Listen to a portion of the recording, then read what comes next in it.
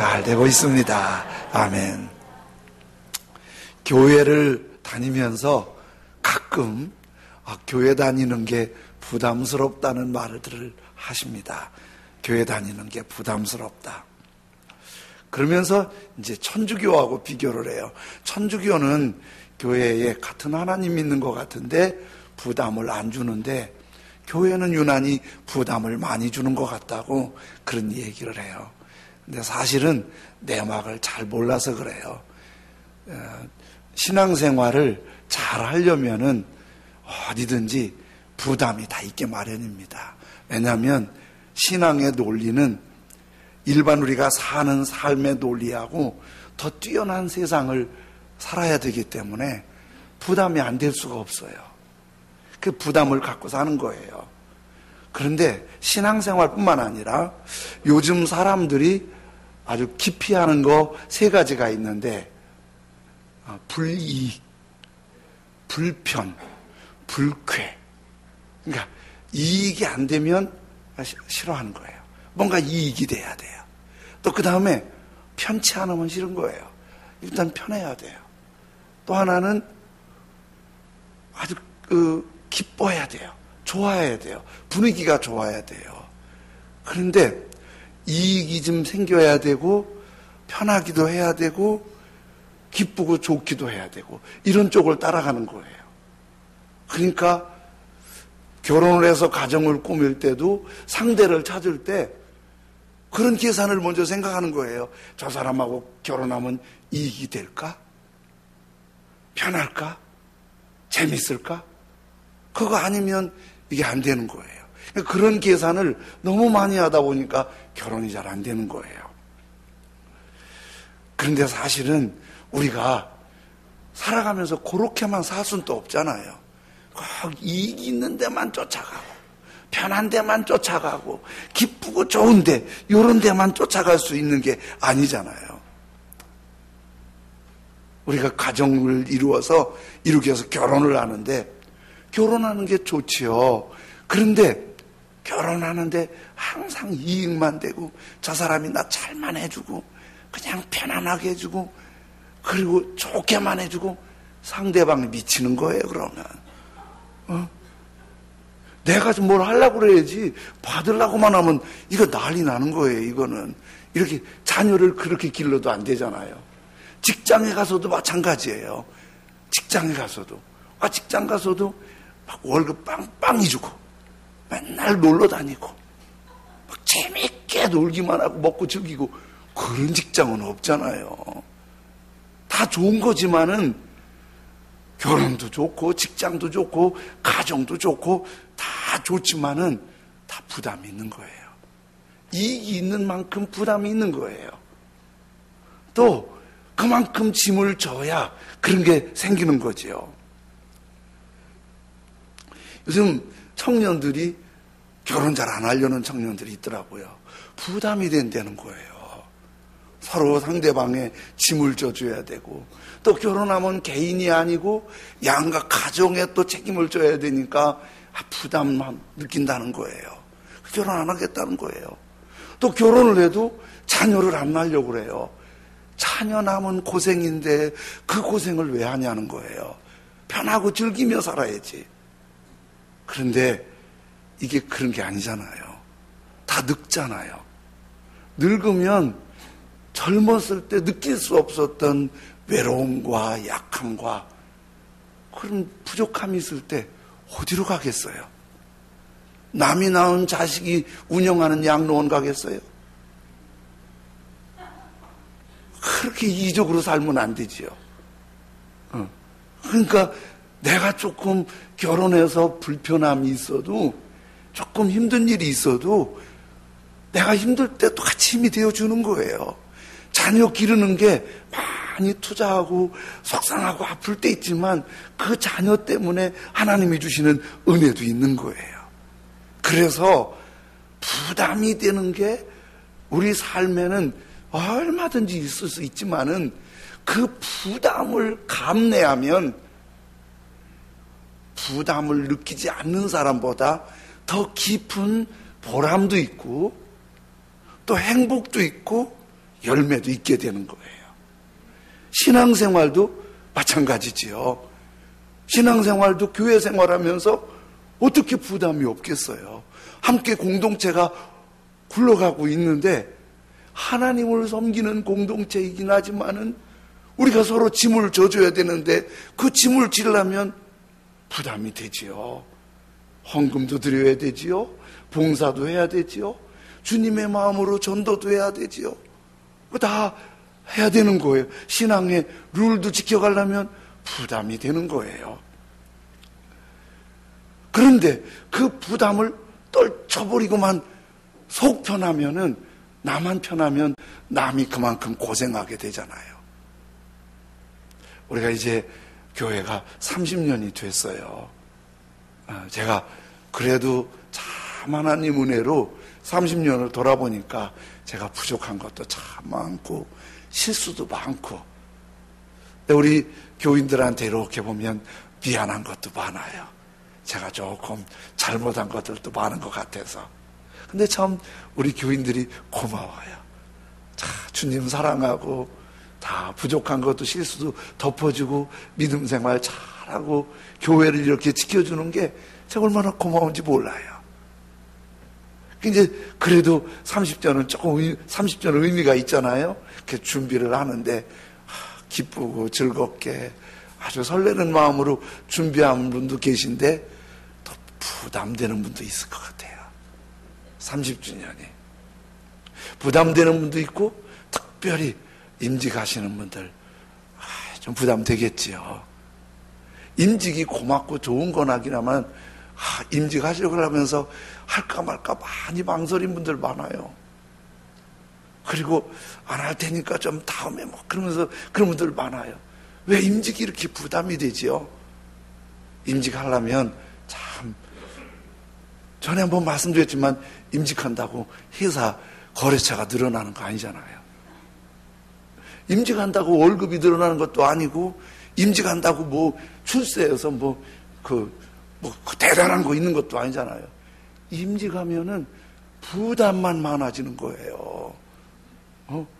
신앙생활 더 잘해야 하잖아요. 기도 더 많이 하고, 예배도 더 잘 드려야 되고, 또 열심히 하고도 욕이나 안 먹으면 다행이지. 교회는 열심히 봉사하고도 또 어떻게 이렇게 말이 많은지 몰라요. 그거 다 또 감내해야 하잖아요. 또 임직하려면 나름대로 또 준비를 위해서 헌신도 하고 그래야 돼요. 아주 힘에 겹게 헌신도 하고 그래야 돼요. 그거 얼마나 다 부담이에요. 그런 부담들.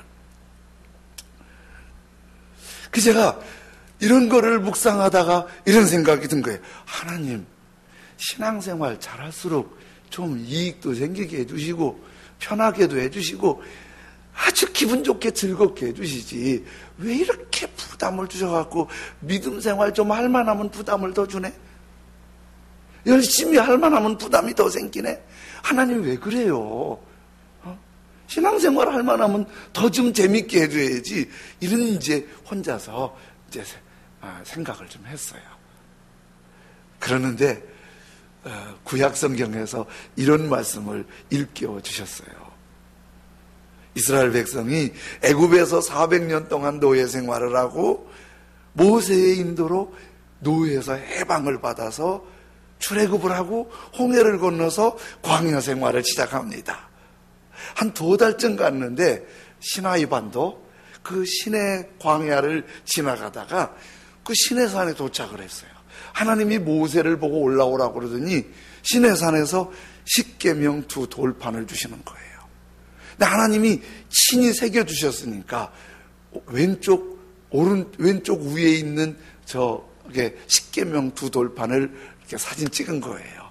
그게 오리지널인지는 모르겠는데 사진 찍은 거예요. 하나님이 직접 돌에다가 하나님의 계명을 새겨줬으니까 얼마나 귀한 거예요. 그거 주셨으니까 함부로 보관할 수 없으니까 저거를 담는 상자를 만들었어요. 그게 위 오른쪽에 있는 건데 저게 금으로 만들어진 상자예요. 저 위에 천사 둘이 날개 펴고 있는 것도 금으로 있고, 그래서 저 상자에다가 십계명 두 돌판을 넣었다고 그래서 법을 넣었다고 그래서 상자를 궤라고 그러잖아요. 법궤. 하나님이 함께 하시는 증거가 된다고 그래서 증거궤 그래요. 그런데 또 십계명을 저기다 넣어놨는데 저 법궤, 증거궤가 또 귀하잖아요. 함부로 또 관리할 수가 없잖아요. 우리처럼 이렇게 집 짓고 살지 않고 천막 치고 이동생활, 유목민처럼 생활하니까 특별히 모시는 집이 필요하잖아요. 그래서 집이 아니라 천막 치고 사니까 천막을 만들었는데 저 밑에 있는 게 천막이에요. 저게 성막이에요. 하나님 언약궤를 모으시고 있는 성막이에요. 저거 만들 때 하나님 위에서 뚝 떨어뜨려 준 건 십계명밖에 없고, 그건 다 이스라엘 백성들이 헌신해서 만들었어요. 애굽에서 나올 때 애굽 사람들한테 부탁을 해갖고 금반지, 금팔찌, 목걸이, 보석들 이런 거 많이 받아갖고 왔거든요. 근데 그거 받아갖고 올 때 무슨 생각했어요? 이건 진짜 쌈짓돈이다. 위험할 때만 써야지. 이거는 절대 쓰면 안 돼. 광야 생활 힘들 때 이거 꼭 써야지. 그런데 하나님이 얄밉게 그걸 내놓으래. 그러니까 그걸 갖고 저걸 다 만든 거예요. 언약궤를 만들고 또 성막을 만든 거예요. 쌈짓돈 다 하나님 앞에 드렸죠. 얼마나 부담이에요. 이제 완전 무장 풀어버린 거예요. 아무것도 없어요. 근데 그것도 부담이지만요, 광야 사막이 얼마나 힘들어요. 요즘에는 텔레비전에서도 시청률을 높이려고 아주 우리가 가보지 못한 걸 자꾸 보여주는 것 같더라고. 나도 많이는 안 봤는데 사막 체험하는 뭘 하나 다큐를 보여주는데 잠깐 스치면서 봤는데, 그 사막 배낭 하나 메고 지팽이 들고 걸어가는데 헉헉거리잖아요. 젊은 친구들이 막 죽을 듯이 헉헉거리잖아요. 저도 그 사막 체험은 아닌데 사막 한가운데 한번 서본 적 있어요. 여러분, 사막에 폐쇄공포증이 있다는 거 아세요? 그 광활한 사막에 딱 서 있으면요, 숨이 탁 막힌대요. 왜? 지금 여기가 어딘지도 모르고, 어디로 가야 될지도 모르고, 뭘 해야 될지도 모르고 죽을 것 같은 거예요. 그런데 이스라엘 백성들은 사막 체험이 아니라 생존이에요. 자기 먹을 양식 짊어지고 가지요.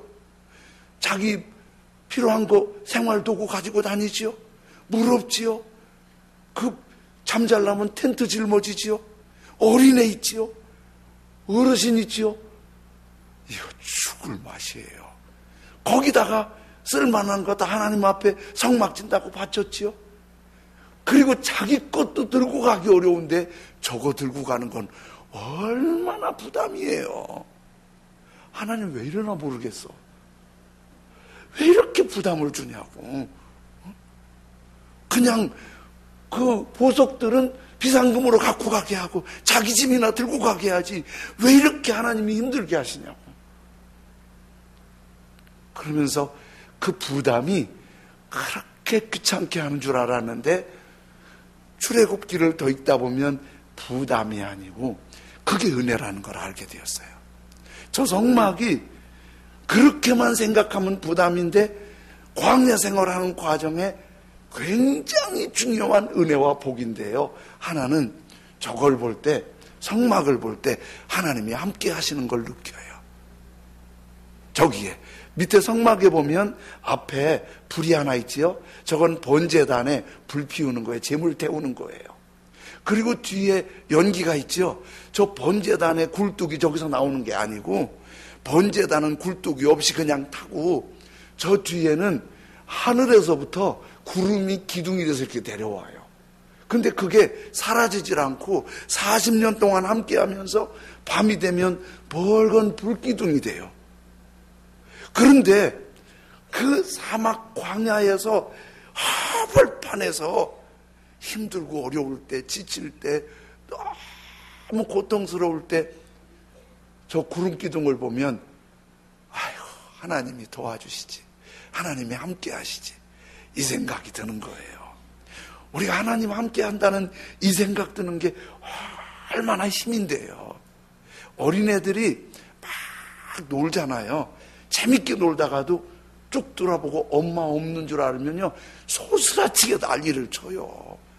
걔는 막 재밌게 노는 것 같아도 곁에 엄마가 있어야 돼요. 우리 자랄 때 닭 싸움 시켜봤거든요. 닭을 싸움 때 암탉은 싸움 시켜도 잘 안 하는데 수탉이 잘 싸워요.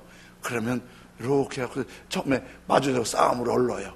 그렇게 부득부득 하다가 툭 던지면 딱 직리끼리 싸워요. 막 벼슬을 물고 목을 물고 다리를 물고 막 그래요.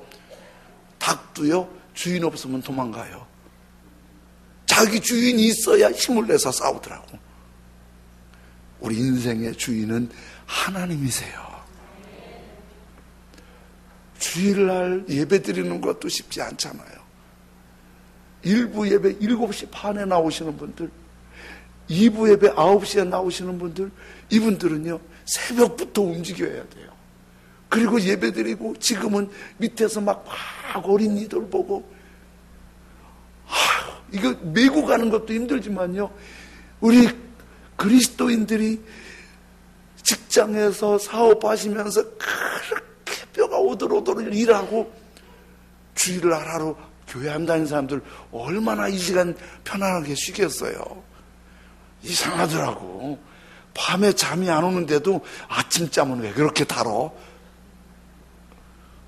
근데 그 또 주님은 아침에 그 주일 아침부터 와서 그냥 실험하고 이거 그냥 어떤 분은요 주일이 직장보다 더 힘들대.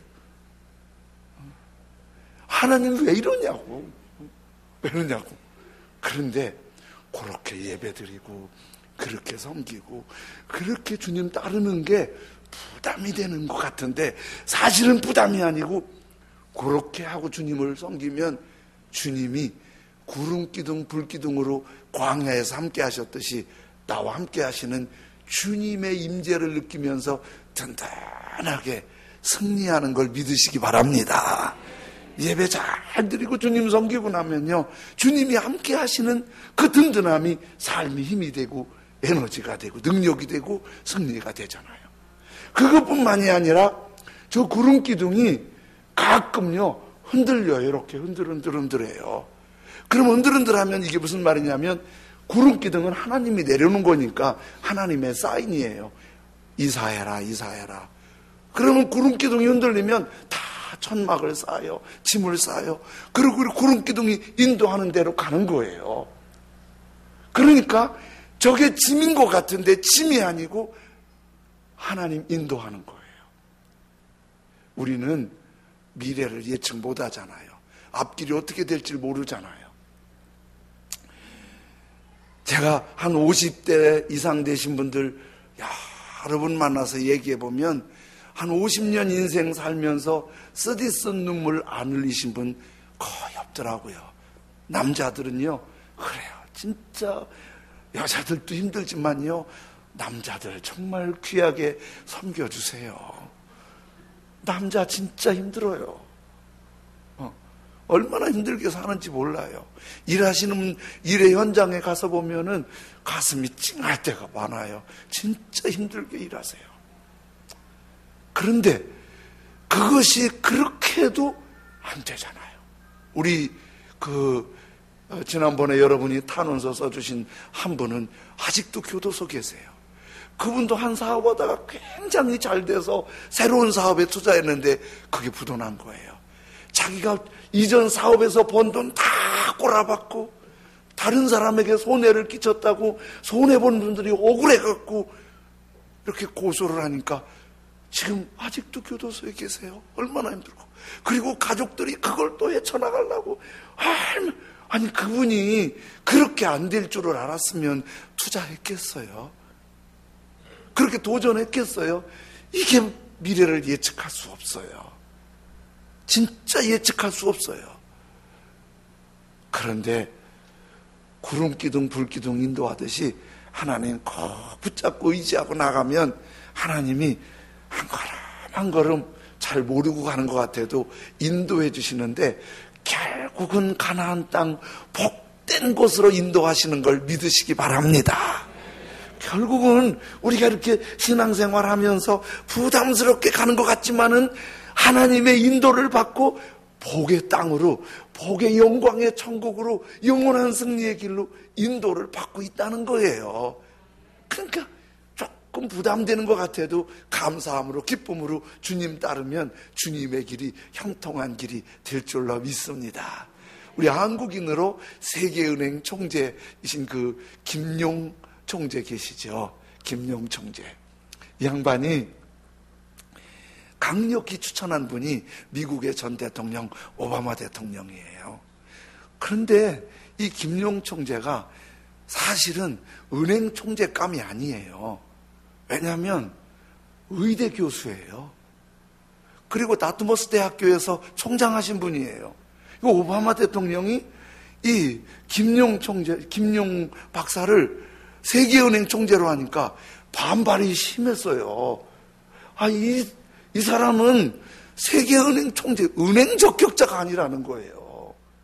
아니, 의대 교수고 대학 총장이 어떻게 세계은행 총재를 하냐는 거예요. 그런데 오바마의 마음을 막 끌어당긴 게 하나 있어요.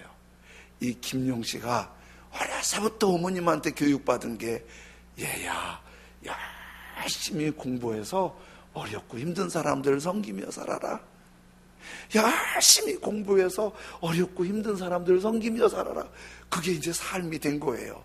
그래서 대학 교수하며 총장하면서 그 바쁜 중에도 그 미국에서 했으니까 중남미 쪽에 어려운 나라들 많잖아요. 뭐 온두라스니 멕시코니 마약 막 이런 게 막 어려운, 거기 가서 자기 돈 들여서 그렇게 봉사하고 섬긴 거예요. 30년을 매 그렇게 섬긴 거예요. 오바마가 거기에 반한 거예요. 세계은행 총재는 금융만 알아서는 안 된다.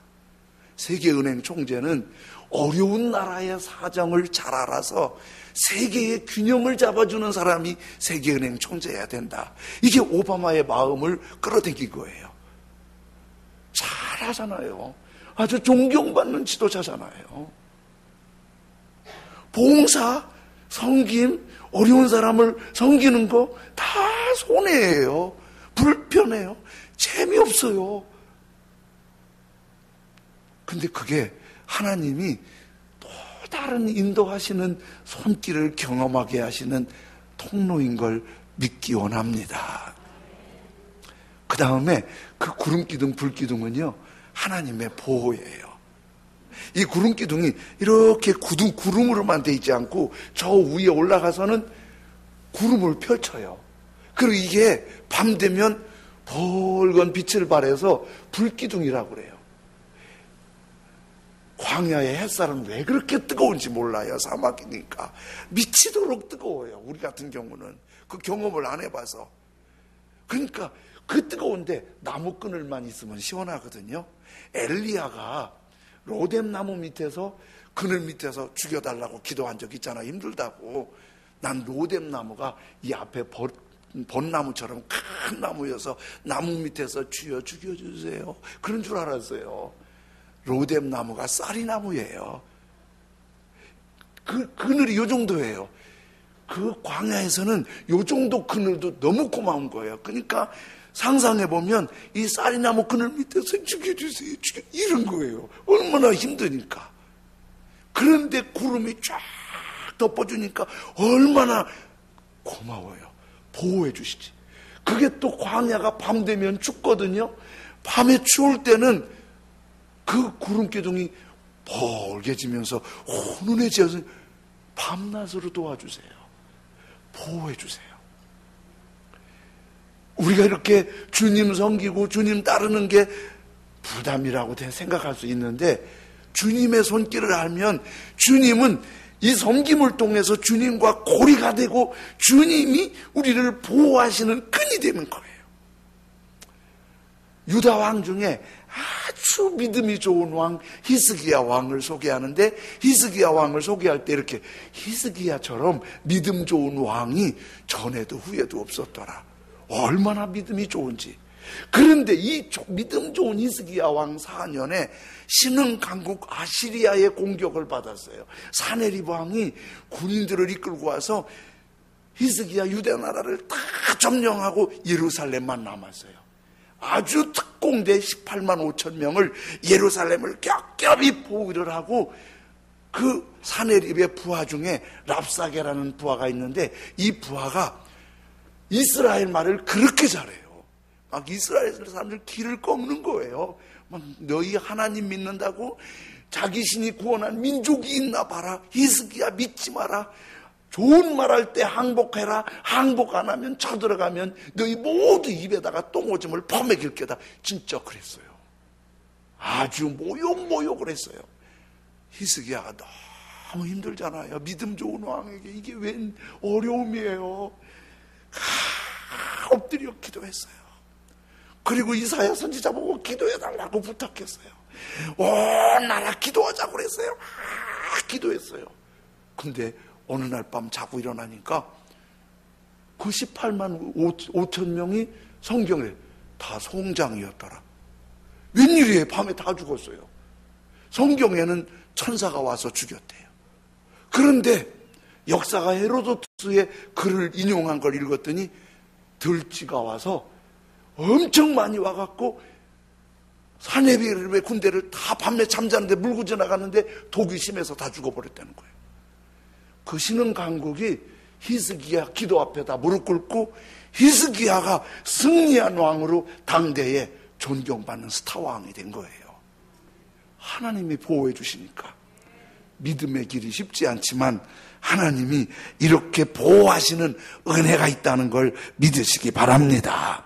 오늘 우리가 느헤미야를 보잖아요. 계속 느헤미야 보잖아요. 느헤미야가 예루살렘 성벽을 건축할 때 꿈속에 하나님이 나타나서 예루살렘 성벽을 네가 건축해라. 왕 비서실장 사표 내고 그런 말 하지 않았어요.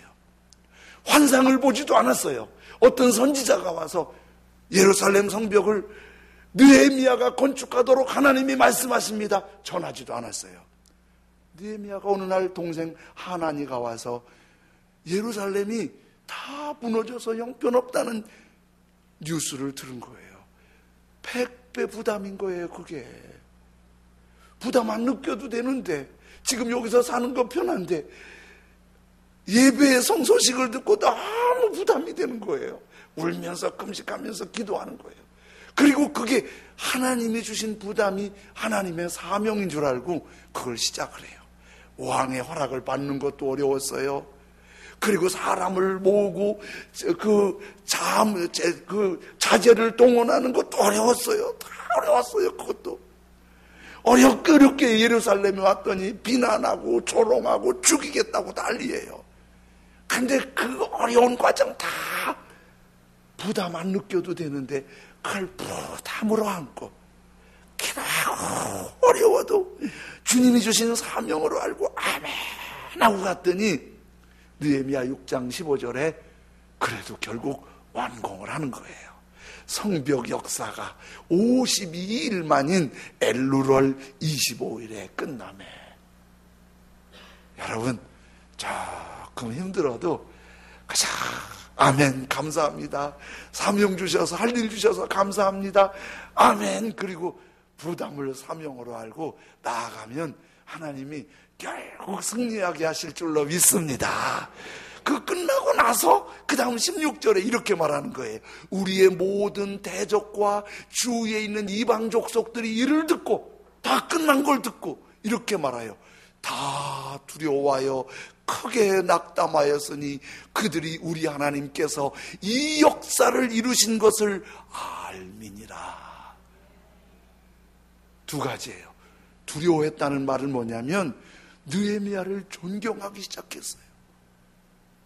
누가 신비하게 말하지 않고 그냥 내가 해야 될 부담이라고 알고 부담을 사명으로 알고 아멘 그리고 힘들지만 다 갔더니 두려워했다. 아주 존경한다 그 말이에요. 느헤미야를 존경한다. 그리고 하나님이 일하시는 사람이라는 사실이 확인이 된 거예요. 하나님이 일하는 사람이라는 그 사실이 확인이 된 거예요. 느헤미야가 몇 번 말씀드렸지만은 왕의 비서실장만 했으면 지금까지 이렇게 존경받는 하나님의 사람이 아니에요. 왕의 비서실장에 그 좋은 자리 내려놓고 하나님이 주시는 부담을 사명으로 알고 그걸 짊어지고 갔더니 지금 2500년이 지난 지금도 아니 영원히 느헤미야는 존경받는 하나님의 사람으로 은혜를 입은 거지요.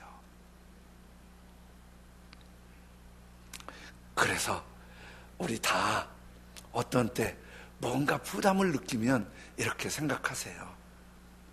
내게 사명이구나.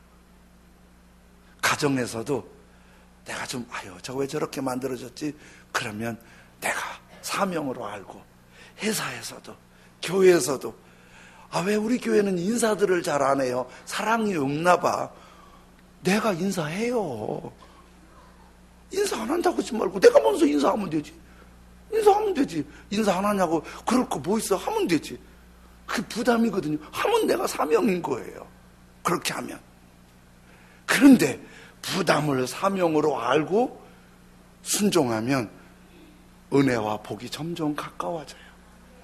근데 부담을 자꾸 피하면 이 존귀한 은혜와 복이 점점 멀어진다는 사실이에요. 오프라 윈프리는 너무나 많이 알려졌지요. 미국의 아주 대단한 토크쇼의 여왕이라고 불리는데 아빠 없이 자랐어요. 엄마가 너무 가난해서 직장 다니느라고 돌보지 못했어요. 할아버지 할머니가 돌봤어요. 9살 때 성폭행을 당했어요. 그 후로 몇 번 삼촌한테 당하고 몇 번 성폭행 당해서 오프라 윈프리는 14살 때 아기를 낳았어요. 낳은 아기가 또 죽었어요. 너무 상처가 많아서 알코올 중독, 마약 중독에 완전히 버려진 사람이었어요. 오프라 윈프리가 어느 날 예수님을 만나요. 성경을 읽다가 자기 롤 모델을 모세로 삼아요. 모세가 갈대상자에 죽게 된 상황에서 살아난 것처럼 나도 일어날 수 있다. 그리고 성경 읽으면서 오프라는 감사일기를 쓰기 시작해요. 열악한 상황이지만 매일매일 감사일기를 쓰기 시작해요. 그러면서 미국에서 가장 영향력 있는 사람 100명을 뽑았는데 여론조사를 통해서 오프라 윈프리가 1등 했어요. 미국의 대통령보다 더 영향력 있는 사람. 그래서 일부에서는 오프라에게 차기 대통령 후보를 얘기하는 사람도 있어요. 오프라가 가지고 있는 재산이 지금 알려진 거로 우리 돈으로 한 1조 원대 돼요. 어마어마한 부자예요. 그가 이것이 사명이다라는 책에서 자기 롤모델이 모세라고 소개하면서 이런 얘기를 해요. 남보다 더 가졌다는 것은 축복이 아니라 사명이다. 더 많이 가졌으면은 복 받았다고 좋아하지 말고 좀 어려운 사람들에게 뭘 좀 할 일이 있을까? 남보다 아파하는 것이 있다면 그것은 고통이 아니라 사명이다. 아파본 사람만 아픈 사람의 마음을 보듬어 줄 수 있기 때문에 남보다 설레는 꿈이 있다면 그것은 망상이 아니라 사명이다. 내가 뭔가 막 말도 안 되는 꿈이 막 꽂히잖아요. 내 이 상황에서 그거 망상이 아니라 하나님이 사명 주는 거다. 네 번째는 남보다 부담되는 어떤 것이 있다면 그것은 사명이다. 이걸 사명으로 하니까 완전히 버려진 흑인 여자가 가장 영향력 있는 여자로 일어난 거예요. 부담은 어쩔 수 없어요. 그런데 부담을 피하면 은혜도 피해요. 부담을 짊어지면 그것이 보호해 주세요. 함께 해주세요. 인도해 주세요. 우리 어느 날인가 김범희 한술사님 어머님 101세에 마무리하셨는데 우리가 그렇게 살지는 모르지만 언젠가 떠날 때 주님이 우리 다 심판하시겠죠? 그때 이 찬송이 생각나더라고요. 주께서 심판하실 때 잘했다 칭찬하리니 이러한 상급 받도록 예수를 위해 삽시다. 여러분, 정말 예수를 위해 사는 거 세상적인 논리와 달라서 분명히 부담이 되지만 잘했다 칭찬받고 존귀한 삶을 사는 거예요. 325장 찬송 드릴게요. 예수가 함께 계시니 시험이 오나 겁없네. 기쁨의 근원 되시는 예수를 위해 삽시다. 날마다 주를 섬기며 언제나 주를 기리고 그 사랑 안에 살면서 딴 길로 가지 맙시다. 예수가 함께 계시니 시험이 오나 겁없네. 기쁨의 근원 되시는 예수를 위해 삽시다. 날마다 주를 아멘 언제나 주를 기리고 그 사랑 안에 살면서 딴 길로 가지 맙시다. 이 세상 사는 동안에 주 이름 전파하면서 무한한 복락 주시는 예수를 위해 삽시다. 날마다 주를 섬기며 언제나 주를 기리고 그 사랑 안에 살면서 딴 길로 가지 맙시다. 이 세상 친구 없어도 예수는 나의 친구니 불의한 일을 버리고 예수를 위해 삽시다. 날마다 주를 섬기며 언제나 주를 기리고 그 사랑 안에 살면서 딴 길로 가지 맙시. 주께서 심판하실 때 잘했다 칭찬하리니 이러한 상급 받도록 예수를 위해 주께서 심판하실 때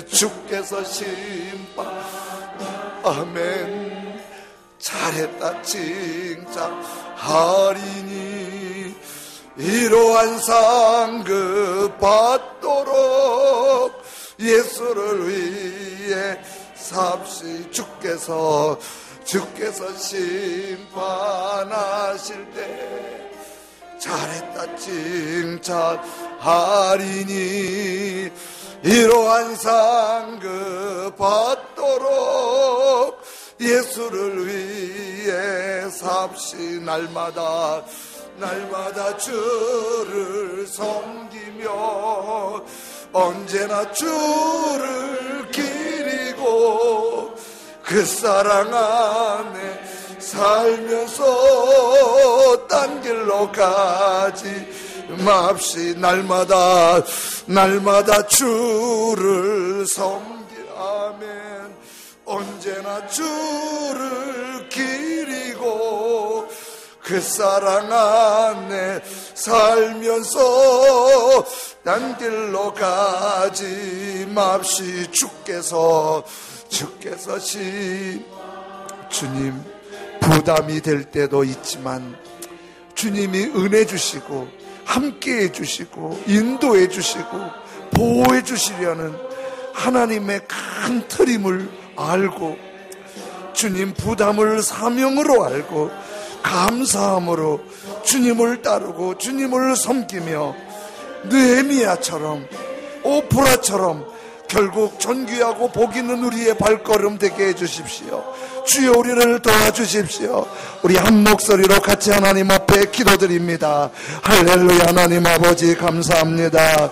주여 전능하신 아버지 하나님 감사합니다. 주님을 따르고 주님을 섬기는 일이 아버지 하나님 부담스러울 때가 있었음을 부끄럽게 고백합니다. 세상적인 계산으로 잘 맞지 않아서 부담이 되고 힘들어하고 걱정할 때도 있지만 살아계신 하나님 아버지, 하나님이 우리와 함께 하시고 하나님이 우리를 보호해 주시고 하나님이 우리를 인도하시려는 하나님의 끈으로 하나님의 섬김의 길을 열어놓은 걸 알게 하셨으니 날마다 주를 섬기며 언제나 주를 기리고 그 사랑 안에서 딴 길로 기직하지 아니하고 느헤미야처럼 존귀하고 영원히 승리하는 은혜와 복의 길 가도록 거룩하신 하나님, 영원하신 하나님 붙드시고 주장하시고 인도하시길 원하오며 기도합니다. 주여 은혜 베풀어 주시옵소서. 주여 은혜 베풀어 주시옵소서. 거룩하고 영화롭고 복된 하나님의 사랑과 선한 승리로 인도하시길 원합니다. 전능하신 나의 아버지, 우리를 이끌어 주시옵소서. 기쁨으로 감사함으로 사명으로 알고 날마다 승리하는 믿음의 사람으로 살게 하여 주옵소서. 감사합니다. 예수님 이름으로 기도합니다. 하나님 아버지, 주님을 따르고 섬기는 길이 세속적인 논리와 달라서 부담이 되고 짐이 되고 이해가 안 될 때도 있는데, 주님께서 우리를 힘들고 괴롭히려고 하는 것이 아니라 우리와 함께 하심을 보이기 위해서, 우리가 위급할 때 보호하시기 위해서, 우리를 예측할 수 없는 세상에서 한 걸음 한 걸음 인도하시기 위해서 하나님 섬김의 끈을 통하여 하나님 울타리 안에 있게 하시는 걸 깨우쳐 주시니 감사합니다. 하나님 아버지, 우리가 주님께서 이렇게 깨우쳐 주신 거 알고 때로는 주님 따르고 섬기고 헌신하는 일이 부담이 되고 버거울 때도 있지만 오프라처럼 사명으로 알 수 있는 믿음의 눈을 열어 주옵소서. 그리고 피하려고 하지 말고 아멘 느헤미야처럼 순종하고 장애물이 있어도 극복하고 결국 존경받고 하나님이 함께 하시는 사람이라고 인정받을 수 있는 승리의 사람으로 한 사람 한 사람 은혜 베풀어 주옵소서. 전도하고 헌신하고 봉사하고 임직하고 섬기는 모든 일들이 사명으로 알고 복과 은혜가 더 가까워지도록 은혜 베풀어 주옵소서. 주께서 심판할 때 잘했다 칭찬받는 사람들 될 수 있게 하여 주옵소서. 날마다 주를 섬기고 언제나 주를 기리며